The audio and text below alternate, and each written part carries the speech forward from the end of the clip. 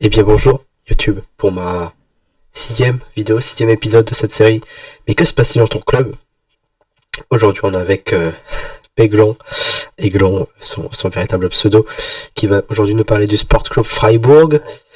Pareil, je l'ai déjà expliqué du coup à mon invité, je suis un petit peu malade, donc si je parle un petit peu du nez, c'est normal. Je laisse mon invité se présenter évidemment, je te laisse la main. Bonjour à tous. Je m'appelle Aiglon ou Aiglon de mon vrai prénom, surnom, pardon. Actuellement j'ai 15 ans et j'aurai bientôt 16 ans à la fin de l'année. Je suis donc supporter du Sport Club de Freiburg depuis 2011 et je suis ce club depuis longtemps. J'ai connu des descentes, des championnats d'Europe, des remontées, de belles victoires et aussi toute l'ère Streich. Ok. Puis aussi, on le voit à ta photo de profil que tu supportes, que tu aimes le rugby et que tu supportes du coup La Rochelle. Oui, qui est le club de ma région. Tout à fait, oui. Donc on va commencer avec la première question. Que penses-tu de la saison de Sport Club Freiburg qui a du coup terminé à la sixième place, c'est ça? Oui, à la sixième place. Donc, je pense que cette saison a été un peu ce qu'on attendait l'an dernier. Donc, ça veut dire une place en Europe. Peut-être que cette saison, on aurait pu s'attendre à une meilleure place en Champions League. Donc, les 4 premières en Allemagne. Mais malheureusement, nous avons perdu face à Leipzig ce duel un peu. Et aussi face à l'Union, qui a été un peu une surprise après la perte de Maximilian Kruse. Aussi, on peut se dire que Freiburg a quand même eu de beaux jeunes joueurs qui sont développés, qui ont été découverts, comme par exemple Kevin Schade, qui est un jeune joueur que j'ai apprécié énormément, qui peut prendre la place de Soloy après sa blessure. On peut aussi voir que Freiburg a continué dans sa jeu à la Christian Streich, donc pas acheter beaucoup et continuer à s'améliorer, à gagner en puissance en Allemagne et devenir peut-être une des futures grandes forces allemandes et aussi devenir un des plus importants centres de formation. Vu que dans l'histoire de Freiburg, on a pu voir beaucoup de jeunes joueurs qui sont passés par Freiburg pour devenir de plus en plus forts. Les derniers en date sont Oliver Baumann, qui est donc maintenant le gardien de la TSG Hoffenheim. On a aussi Nico Schlotterbeck qui vient de partir pour, je crois, 20 millions au BVB. Bien sûr, on s'attendait à beaucoup plus, mais par rapport à la saison dernière et aux dernières saisons, on est quand même fiers de notre travail avec le Sport Club, surtout pour Christian Streich. Ok, très bien. Bon, moi, je suis très content en tout cas de voir Freiburg parce que c'est un très bon club, je trouve, avec une belle histoire, etc. Donc, je suis très content qu'il soit au niveau européen maintenant. Donc, justement, t'en parlais du centre de formation du Sport Club Freiburg. Est-ce que selon toi, Freiburg a le meilleur centre de formation d'Allemagne?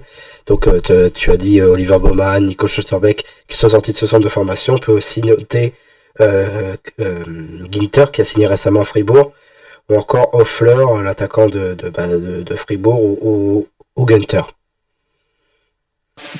Oui, on peut parler de Freiburg qui est un des meilleurs centres de formation, mais pour moi, j'accepte que le meilleur centre de formation, c'est un peu le rival et géographique, donc Stuttgart. Vu qu'à Stuttgart, on a vu aussi du très beau monde qui est passé, dont Timo Werner, Serge Gnabry, et encore plein d'autres, si je me trompe pas. Oui. En tout cas, justement, ça a beaucoup servi à Fribourg pour se développer.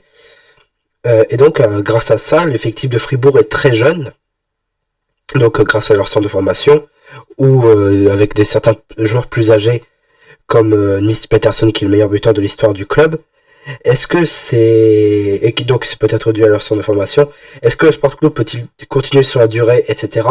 Ou alors retomber dans ses travées à jouer le maintien, car en 2016-2017, le Fribourg avait terminé 7ème, donc en Ligue Europa aussi. Mais ensuite, pendant 4-5 saisons, ça jouait le maintien. Est-ce que du coup, ça peut continuer sur la durée? C'est pas trop, mais après là, avec les dernières recrues, on va peut-être en parler plus tard, Freiburg peut un peu se maintenir. Mais aussi, Freiburg a maintenant l'équipe 2 qui est en Dritte Liga, donc qui joue en professionnel. Donc il y a une équipe avec des jeunes qui peuvent s'améliorer, des jeunes qui peuvent montrer leur potentiel, comme ce qu'a fait Chadé l'an dernier alors qu'ils étaient en Regional Liga Sud-West, oui, c'est ça que ça s'appelle. Et après on peut toujours dire que peut-être qu'on va encore avoir des faux pas, mais il faut vraiment que maintenant de meilleurs jeunes, et puis il y a aussi un coach qui n'a pas changé en fait depuis presque plus d'une décennie. Ça fait 11 ans parce qu'il est arrivé en janvier 2011. Bah que maintenant les joueurs sont un peu habitués à lui et que Freiburg maintenant c'est une équipe très soudée. On peut voir le duo Günther Griffo qui est un magnifique duo sur le côté. On a toujours Nils Petersen qui lui vraiment il rentre en tant que joker et il marque le plus grand nombre de buts de l'histoire du club. Il est arrivé du Werder, je crois, oui. Bien ça. Et aussi, bah, on a une relève un peu qui arrive avec des joueurs comme Schade, comme Weishaupt, Sidila, Burkhardt, avec un DT, sans DT, parce que le DT c'est Burkhardt de Mainz, en formation. On a aussi des jeunes gardiens comme Atoublu, qui peuvent peut-être être la relève de ces joueurs, mais ce qu'il nous faut le plus en fait à Freiburg, et ça depuis des années, c'est un buteur titulaire. Parce que Petersen a 34 ans, c'est plutôt un buteur de remplacement, c'est un joker. C'est le joker en fait de la Bundesliga, Petersen. Ok, je vois. Donc justement aussi, t'en parlais dans ton introduction que Niklas Schlotterbeck s'est engagé du côté de Dortmund. Est-ce que ce départ va-t-il être dur à encaisser pour la saison à venir? Le club a recruté déjà son remplaçant en la personne de Matthias Ginter, qui est un joueur formé du côté du Sport Club. Est-ce que, du coup, ça va être dur à encaisser, et est-ce que Ginter est le remplaçant idéal de Niklas Schlotterbeck? Moi, je dirais que oui, c'est un bon remplaçant, parce que Matthias Ginter a fait quand même 5 très belles saisons à Gladbach, à part les 2 dernières années où il y avait un peu des problèmes. Mais il a quand même réussi à tenir Gladbach jusqu'en Champions League il y a 2 ans, grâce aussi à Yann Sommer, qui est un très bon gardien, je dis pas le contraire. Mais il y a aussi une très bonne stabilité défensive il y a 2-3 ans avec le duo Ginter-Elvedi. Je me trompe toujours entre Ginter et Ginter, c'est un petit problème des fois. Et passons. Sinon, bah, il faut aussi parler de son collègue là, à Freiburg, qui va être Philipp Lienhardt, qui est un très bon défenseur, qui est passé par Madrid pour l'information. Il est parti de Vienne pour intégrer l'équipe de jeunes de Madrid, d'où il est acheté par Freiburg, donc c'est un très bon défenseur stable, et puis rigoureux, donc on l'a vu déjà plusieurs fois marquer avec la tête, donc pour moi la défense est un peu... Ça va aller à Freiburg, de toute façon en défense ça a toujours été très bon. Et puis notre problème en défense c'est pas la défense centrale, c'est plutôt le côté droite. Ok, avec du coup côté droit avec Jonathan Schmidt par exemple. Oui, mais plutôt maintenant ça va être plutôt Hugo Sique et puis Kubla qui va prendre sa place, Jonathan Schmidt et puis son Covid il va de moins en moins bien, donc on pense plutôt à le remplacer, c'est pour ça qu'on a dû acheter Hugo Sique je me rappelle plus d'où, je crois que c'était du Royal Antwerp ou de Liège, je me rappelle plus. C'est Royal Antwerp ou Liège, je crois. C'est un des deux clubs. Donc pendant cette saison, Fribourg a été pendant très souvent dans les 4 premiers en Bundesliga, même dans le début de saison était en train de rivaliser avec le Bayern, et donc potentiellement qualifié en Ligue des Champions, mais la fin de saison a été plutôt morose, et donc le Sport Club a fini 6ème. Est-ce quand même décevant de ne pas finir dans les 4 premiers? Je sais pas si on va être décevant, c'est aussi un peu décevant parce qu'on a été longtemps rival et puis sauf qu'en Bundesliga on appelle ça le Streich Effect en début de saison. C'est qu'au début de saison on a super performé, être super bon. Mais après un moment il y a un peu la différence de niveau parce que nos meilleurs joueurs pour moi c'est Griffo et Günther qui sont des joueurs internationaux. Mais cette saison il y a aussi Schlotterbeck, il y a Flecken, faut aussi noter. Mais c'est eux un peu les piliers de cette équipe. Et malheureusement, il y a un peu nos vieux démons qui nous ont rattrapés et puis on a commencé un peu à fragiliser. Mais il faut aussi parler qu'il y avait Leipzig qui a pu avoir un très bon coach avec l'ancien de Schalke. J'ai oublié rapidement son nom, je crois. Non, je sais pas. Domenico Tedesco. Ah oui, oui. Maintenant, l'entraîneur de Qui Leipzig. est arrivé. Oui, l'entraîneur de Leipzig, l'entraîneur de Schalke, qui est un très bon entraîneur à Leipzig. Je trouve qu'il a le type d'entraînement qu'elle a tête du club. Et il y a aussi l'Union Berlin qui, même s'il y a le départ de Max Kruse qui est passé par Freiburg, mais qui a pu se relever après son départ, même si au début on a cru que c'était remplacé par Sven Michel. Mais sauf que le truc c'est que on avait eu un très bon Ouja et puis un très bon Avoni qui Becker qui nous ont fait du bien. Je parle comme ça parce que je suis aussi un peu fan de l'Union pour ceux qui ne le savaient pas. Donc en général, on peut dire que c'est une saison semi-décevante à la fin. Ok. Justement, il y a une question sur le fait que tu supportes l'Union Berlin. En fin de saison, l'Union et Fribourg étaient au coude à coude pour la 5e place, voire même la 4e place, même si en soi c'était impossible pour l'Union. Quel était ton ressenti? Donc, c'est compliqué, quoi. En même temps, tu es supporter de Fribourg, tu es supporter de l'Union, il y en a un qui peut être plus haut que l'autre. C'était quoi ton ressenti pour la fin de saison? Pour la fin de saison, j'étais un peu plutôt pour l'Union, parce que l'Union, c'est quand même une belle histoire d'être monté il n'y a pas très longtemps en Dritte Liga. C'était un petit club qui a pu se monter, donc j'étais un peu pour l'Union dans la fin de saison, même si j'ai aussi mon club qui était pas bourgeois, mais les deux sont terminés en Europa, pour moi c'est une excellente nouvelle. Et puis à l'époque, Freiburg était encore en finale de DFB Pokal. Ils venaient de battre Rano en Hambourg. Et j'étais plutôt du côté de l'Union à la fin de saison, même si Freiburg bien sûr était important pour moi. Ok, oui. Ah oui.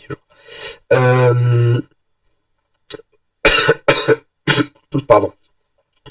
Donc Fribourg s'est qualifié pour la Ligue Europa l'an prochain.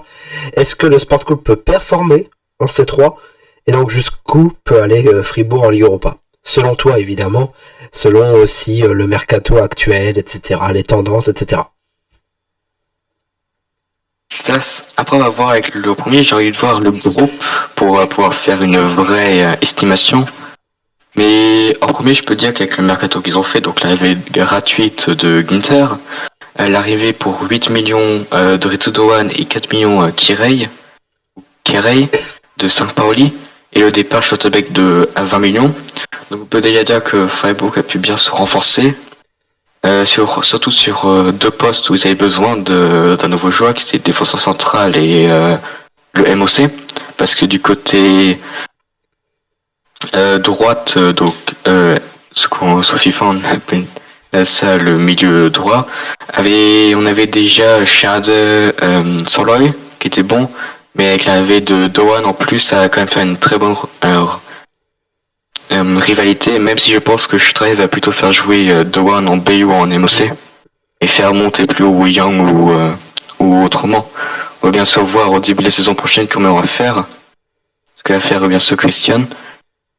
Mais après, je peux me dire que l'Europe, on peut toujours espérer un huitième de finale. Et puis si au cas où on termine troisième de groupe, essayer de bien jouer en Conference League.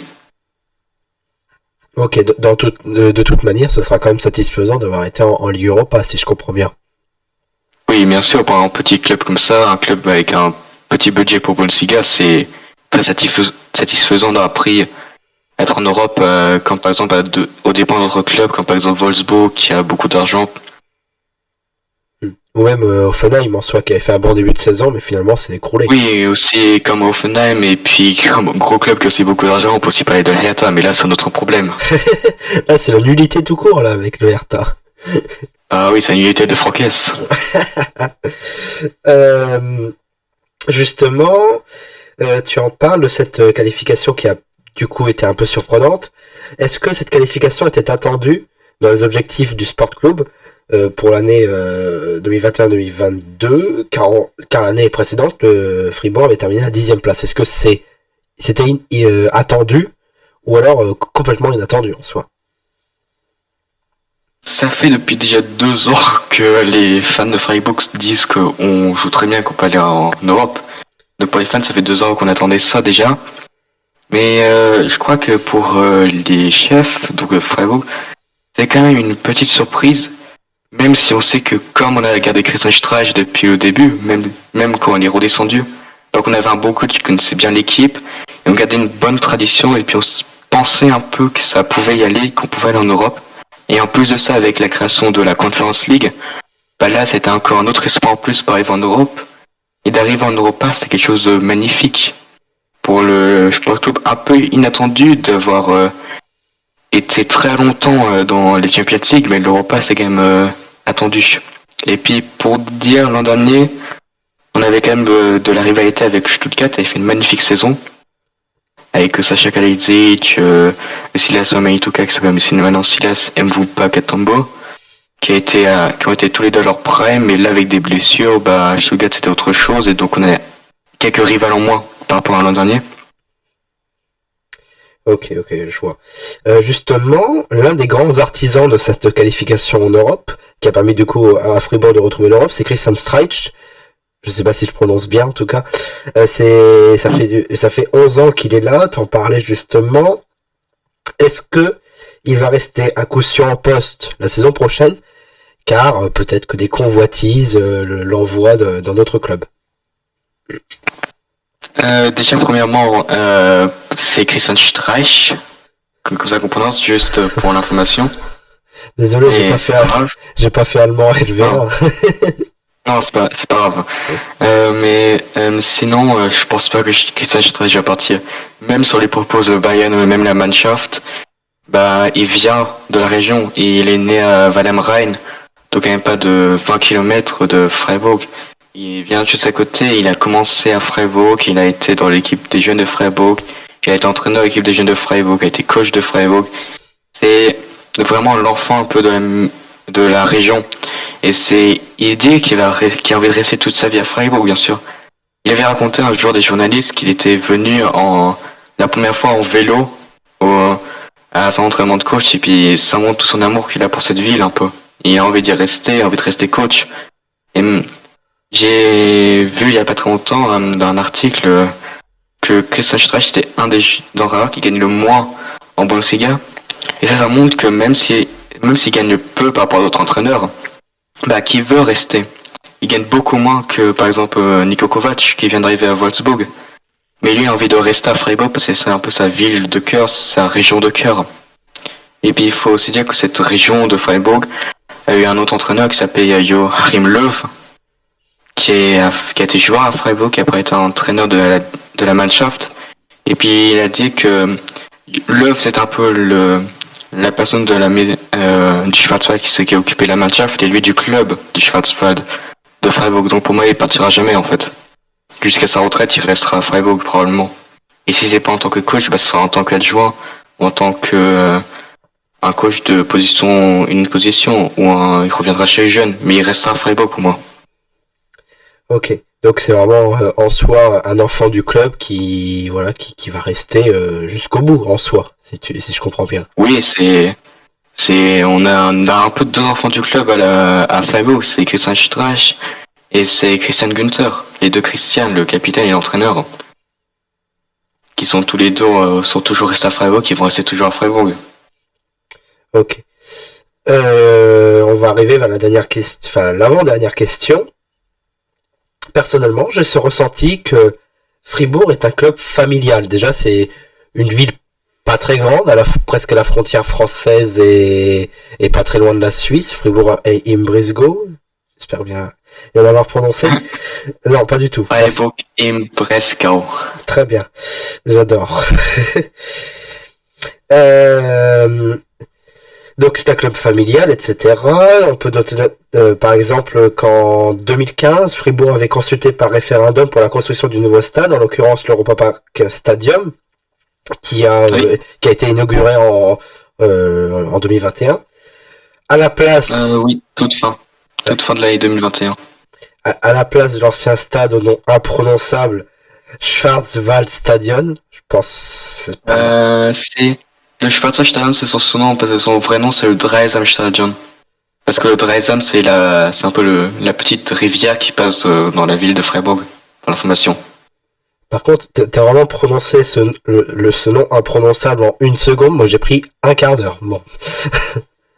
Bah, je viens de cette région, je suis aussi allemand, donc pour moi c'est un peu simple. Oui, pas simple pour tout le monde. Donc, est-ce que selon toi aussi c'est un club familial qui est pas que tout le monde se connaît, etc., mais un club bien vivant qui est dans le paysage footballistique allemand et qui ne fait pas de gros, voilà, de chichi, etc., pas des gros investisseurs avec un petit budget comme tu l'as dit. Est-ce que selon toi c'est aussi un club familial comme moi je pense? Pour moi, c'est un club familial, mais aussi communautaire un peu, parce que c'est une communauté des gens de la région qui viennent pour supporter un peu leur équipe de la région, une équipe qui a quand même bien réussi, une équipe qui est très rentable financièrement, on peut dire, et qui en fait achète très peu pour vendre très cher. Hmm. On a vu il y a pas très longtemps qu'il y avait aussi un article de OneFootball, bien sûr, que c'était le joueur, le plus gros flop de Freiburg, c'est Ravette, qui aujourd'hui a été viré de Grenoble, je crois, et qui donc ça montre que Freiburg c'est une équipe qui a très peu de budget, qui s'est très bien rentabilisée, qui est très familiale parce que souvent quand je suis allé au stade, il y avait beaucoup de familles dont moi je faisais partie aussi. La jeunesse vient de la région, ils cherchent en région, soit en Suisse parce qu'on est juste à côté de la Suisse, soit en Alsace ou en Allemagne, mais sont beaucoup plus en Allemagne qu'en France ou en Suisse. Mais c'est un club où il y a beaucoup de familles, des familles immigrées d'Italie. On a pu voir la famille Griffo en fait qui vient de la région.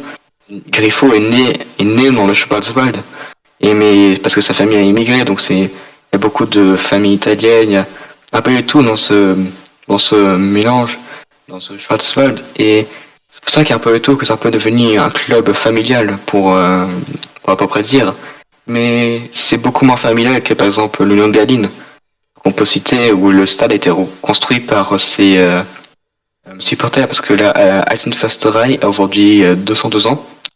Non, 102 ans, je m'échange avec les nombres, désolé. Et puis, ce stade a été rénové il y a pas très longtemps par ses fans. Donc, pour moi, l'Union, c'est vraiment le club le plus familial d'Allemagne, puis c'est le Sport Club de Freiburg, et après Darmstadt. Ok, et peut-être aussi, possiblement, un club que tu affectionnes particulièrement, le Hertha Berlin, qui a nommé récemment un ancien chef des ultras du Hertha en tant que président. Peut-être, on l'espère. Non, déjà, je n'aime pas la Hertha, ça c'est déjà pour dire, la Hertha c'est un des pires clubs. Tout le monde l'appelle les jambons dans le Discord Micro, qui est un youtubeur FIFA suisse. Dire, même si on sait tous qu'il aime bien de Selke et puis qu'il est fan de la Hertha en vrai, alors qu'il cache son jeu. Mais sinon, la Hertha, non, je trouve ça un peu bizarre quand même que soit un fan qui soit nommé président. Peut-être que pour montrer un peu une infection, mais sauf que les fans de la Hertha, je sais pas trop. Si on, bien sûr, il faut pas généraliser, mais sauf que souvent les fans de la Hertha, c'est pas vraiment ceux qui sont les plus dans le stade. C'est ça le truc. Peut-être que c'est un beau signe d'amour, mais moi je suis pas du tout la Hertha, bien sûr, vu que je suis j'aime le rival de Berlin, qui est l'Union. Oui. On arrive à la dernière question que tout le monde a eu, que tout le monde affectionne. Est-ce que, donc d'après toi, si tu étais le coach du Sport Club Freiburg, quel serait ton mercato et ton 11 pour la saison prochaine, évidemment? Ça s'affiche à l'écran. Donc premièrement, même si on me propose d'être coach, j'accepterai bien sûr volontiers, mais ça dépend de la situation. Bien sûr, je le laisserai coach si c'est lui qui serait coach en premier lieu. Mais si j'aurais été coach imaginons que ça arrive, je recruterais en premier lieu un attaquant. Si on parle de cette saison-là, l'attaquant que j'essaie de recruter, c'est soit Boba Dieng de l'OM, donc on parle beaucoup à Freiburg, que je trouve intéressant, qui a fait une très bonne saison en Ligue 1. J'ai un peu suivi son parcours pour voir qu'est-ce que ça donnait comme joueur, et j'ai trouvé que c'était un joueur très intéressant. J'avais aussi eu l'idée de Ludovic Ajorc, qui est le joueur de Strasbourg en Ligue 1, parce que on recrute un peu dans la région, donc Freiburg et Strasbourg sont séparés de 200 km environ. Et Ludovic Ajorc a aussi fait des très belles saisons à Strasbourg, Et je trouve que pour lui, le championnat allemand sera une très bonne idée. Je me dirais aussi qu'on peut aussi un peu rêver et espérer le retour de Waldschmidt ou de Maxi Philippe. Ils sont actuellement à Wolfsburg les deux. C'est un peu comme ce qu'a fait une Ginter et essaie de revenir à Freiburg qui est peut-être leur club de cœur, on sait pas. Mais en vrai, il nous faudra juste un bon attaquant en pointe pour pouvoir marquer des buts en fait, parce que notre meilleur buteur c'est pas ce qu'on attendait, hein, parce que quand on sait que Philippe Lienhardt avec 4 buts, Schlotterbeck avec je crois aussi 4 buts, je sais pas si je me trompe entre les deux, mais les défenseurs centraux marquaient beaucoup de buts par rapport aux attaquants qui c'était Dermovic, là et Peterson. Donc en priorité il nous faudra un buteur. Puis pour mon 11, je mettrai donc au cage Mark Flecken. Je mettrai une défense à 4 qui est le capitaine Christian Günther à gauche. Défense centrale Ginter Lienhardt de gauche à droite, donc à gauche Ginter, à droite Lienhardt. Et puis à droite, en défenseur droit, je garderai peut-être Hugo Sique pour lui faire confiance, ou à voir si on cherche pas un autre joueur pour mettre à droite. Peut-être un joueur de Suisse qu'on ira chercher pour à droite. J'ai pas de nom pour l'instant, mais souvent il y a des bons joueurs en défense qui sont suisses, donc pourquoi pas. Après, deux milieux de terrain un peu défensifs centraux avec Maximilian Eggestein et Höflin, que je fais confiance aux deux bien sûr. Après, le milieu de terrain gauche qui est Vichy Griffo. Le MOC qui serait Ritsu Doan, parce qu'il vient d'arriver et que je trouve ça intéressant. Qui peut jouer MOC, on l'a vu avec l'Arminia Bielefeld qui était très agile, du ballon qui est très stratège, donc en MOC pourquoi pas essayer. Et en milieu de terrain droite, je garderai Soloy, qui a fait un très bon match contre l'Angleterre il n'y a pas trop longtemps en Ligue des Nations, avec l'Hongrie. Et puis qui est un très bon joueur, Ronald Soloy, donc pourquoi pas le garder. Et en buteur, pour l'instant, je mettrai là, parce que c'est le buteur qui peut tenir le plus longtemps pour moi. Et Peterson, bien sûr, le faire rentrer vers la 70e, 60e minute de jeu, comme un vrai joker. Okay. Et aussi, je parlerai d'une autre arrivée, peut-être que j'aimerais bien faire. Je sais que je reviens un peu, mais je viens me penser qu'on a en fait personne derrière Flecken. Ce qu'on a eu le problème l'an dernier, c'est comme il s'est blessé, on a dû chercher Müller de Mainz, qui maintenant est Stuttgart. Et bah, j'espère toujours sur un retour de Schwoli ou Schwolo. Schwoli, c'est un peu son nom qu'on a donné. Son vrai nom, c'est Alexander Schwolo. Un peu comme backup de Flecken ou aller chercher Van Balmos. Parce que au POF, on l'a pris en dernière seconde de deuxième division à Karlsruhe. Et Karlsruhe, c'est un peu nos rivaux, parce que c'est à côté, même si Karlsruhe sont plus rivaux de Saarbrücken et puis de Stuttgart. Mais justement, là, déjà, c'est une très bonne équipe. Pour ça, il n'y a pas de souci. Mais après, j'ai vu certains supporters de Fribourg parler de ça.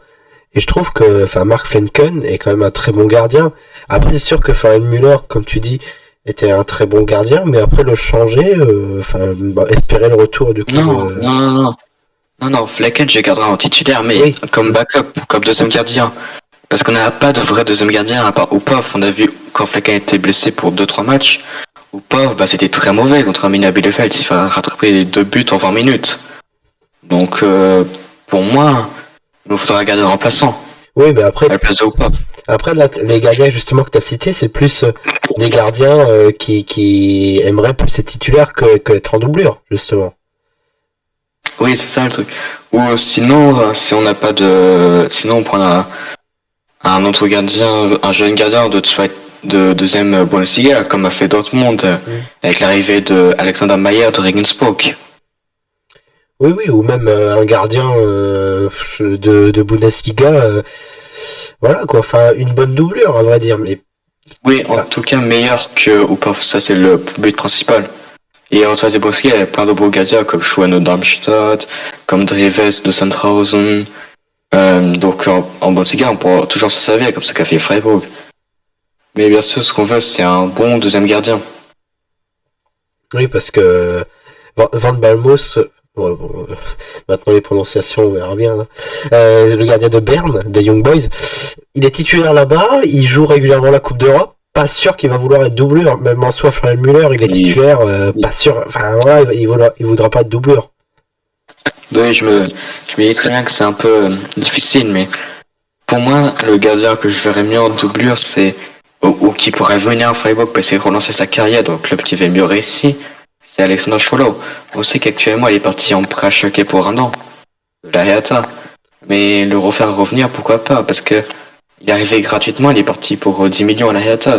Déjà, on a un bon bénéfice et s'il reviendrait plus tard, comme même si Backup ou si Flaken, imaginons, il part parce que il va commencer à prendre de l'importance. Mark Flaken, il a commencé à faire des matchs avec les Pays-Bas, et est devenu même un des meilleurs gardiens. C'était un peu une surprise au cage comme Zentner de Mainz cette année.